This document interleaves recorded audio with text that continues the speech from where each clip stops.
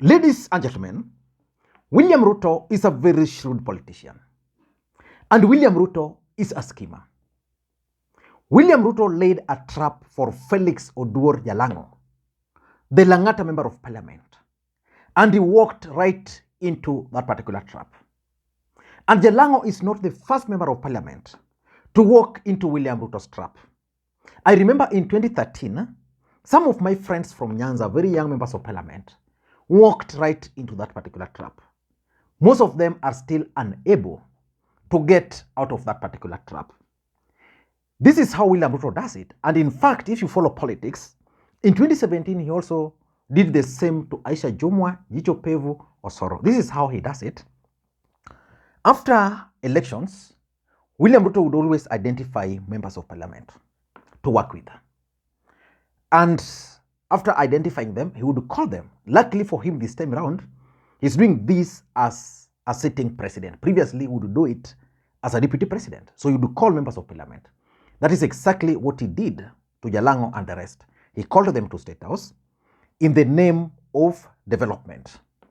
And what he will do, and probably he promised them, was that in Langata, for example, I'm going to do for you this road.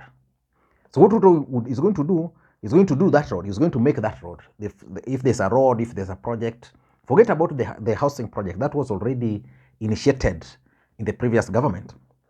So he would tell you to identify 2 or 3 projects which are dear to your heart. So you'd identify this road, you'll identify water project here, and you will do it. And then he would tell you that money has been allocated for this project. So identify a contractor. So most of these members of parliament would then go ahead, identify a project, then you identify a contractor. The project will be completed, the contractor will get his money, you will get your kickbacks, and that will be the end of story. Then after that, every single week, you'll be given, like I know the like of Aisha, Osoros, and the rest, they used to be given 300,000 every week. Then you will be given 300,000 every week to go to the ground. Because you know, right now, most of members of parliament are under a lot of pressure. So you'll be given some money to go to the ground. And then you'll be convinced that voters normally consider development. And that is the trap. Kenyan voters don't consider development.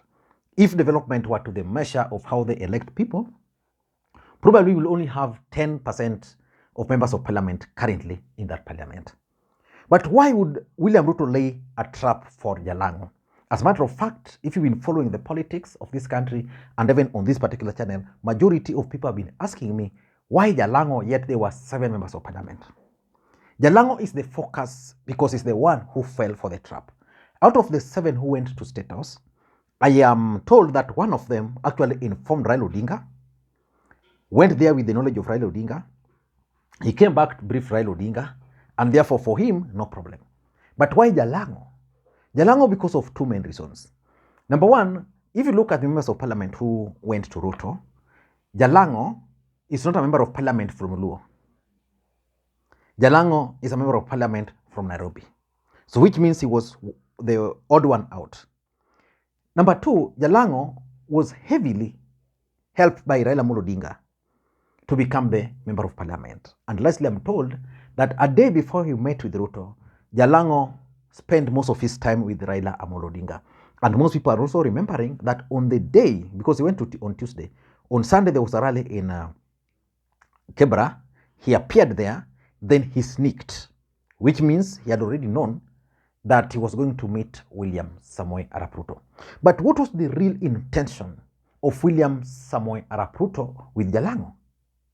In this video, I want to give you 4 reasons why Ruto targeted Jalango. So just take your time, grab some coffee and listen. And also please, for this particular video, give it a thumbs up, drop your comment, and also I'm going to share the link to the other video, the other channel which we created. I thank those who subscribed yesterday, additional 50 people, which I really appreciate. We are now at 400. Please, if you can help the channel to reach 1,100 subscribers, be the next subscriber, I'll really appreciate. Now, why do you think Ruto targeted Jalango?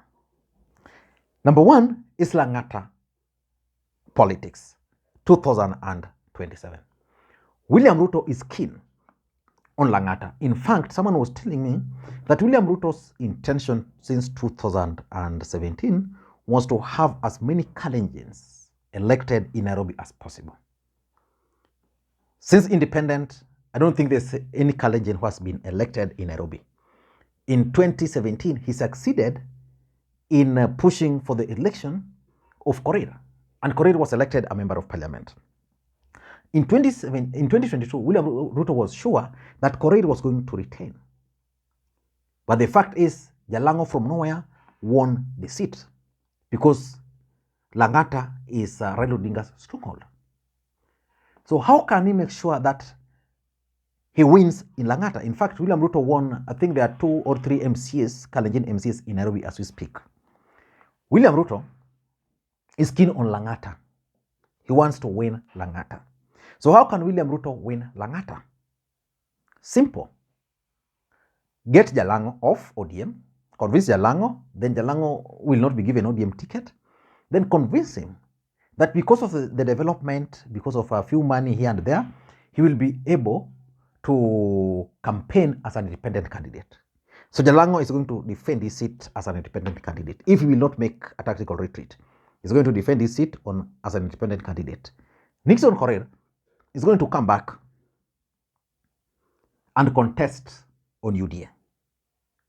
ODM as a political party will also sponsor a candidate. So we elected to have 3 candidates: Nixon Korir, Jalango, and the ODM candidate. If you look at the 2022 results from Langata, the difference between Korir and Jalango were, I think, less than 2,000. Now, if Jalango will go and will go with some of his supporters who are Luos, then ODM sponsors another candidate. If the difference would be 10, that would be huge. And therefore, Korir will be able to sneak back. So basically, that's the main reason why Ruto targeted Jalango. And that's one thing which Raila Odinga understands, that the intention is actually for William Ruto to recapture Langata, but not with Phelix Jalango. Jalango will be convinced to run as an independent. So that is the first reason why Ruto laid that trap for Jalas.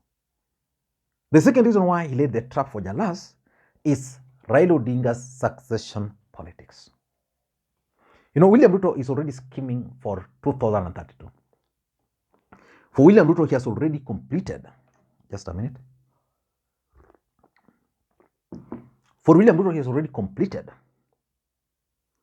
2022, 2027 politics. Then there is this small matter of Luo Nyanza succession politics. As things stand today, majority of Luos had started narrowing down on potential successors to Raila Amolo Odinga, especially the young people. And 3 names are featuring prominently. The first name which is featuring is that of Babu Owino. Babu Owino is being favored and appearing at the top there. The other person who was being featured as a potential successor to Raila Odinga, in case he will be out of the picture, was Phelix Jalango. Then the third person is the Migori senator, Eddie Mwok Okech. Because again, if you've been following politics, you should have noted that Raila Odinga has been tagging along Eddie Okech in most of his international trips. Wherever he's going outside the country, Eddie Okech is always with Jacob. And Eddie Okech was the first person to actually attack Jalango. So the 3 young men are being mentioned as potential successors to Raila Amolo Odinga, which means Jalango was going to be strong in Nairobi amongst Raila Odinga supporters. Babu Owino, and of course Eddie Okech now being from Migori is not a big issue. So by convincing Jalango to join him, William Ruto has successfully managed to remove Phelix Jalango from Raila Odinga's succession politics. That equation, Jalas, has now been removed by Ruto. And that is one thing William Ruto wanted. Then he's now going to focus on Babu Owino. And I've always told you that Babu Owino is a smart politician. is going to try to lay some traps here and there for Babu Owino, but he's not going to succeed. One thing I know Babu Owino is going to avoid is anything which is going to make him appear bad in the eyes of those who are supporting Raila Odinga. Already Babu Owino is playing his politics the same as those of Raila Odinga. Babu Owino actually ensures that at any given time, his politics is aligned to those of Raila Odinga. But William Ruto is going to try to implicate him in so many ways, which I don't want to mention here.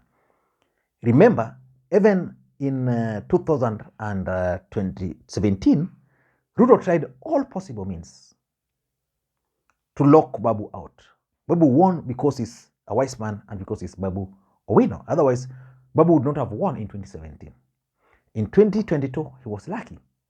Remember the other day you had Babu Owino complaining of attempts to arrest him.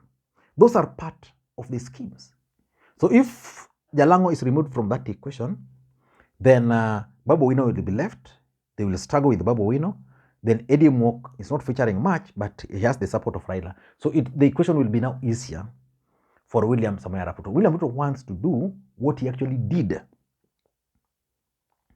to Uhuru in the mountain where and our panga.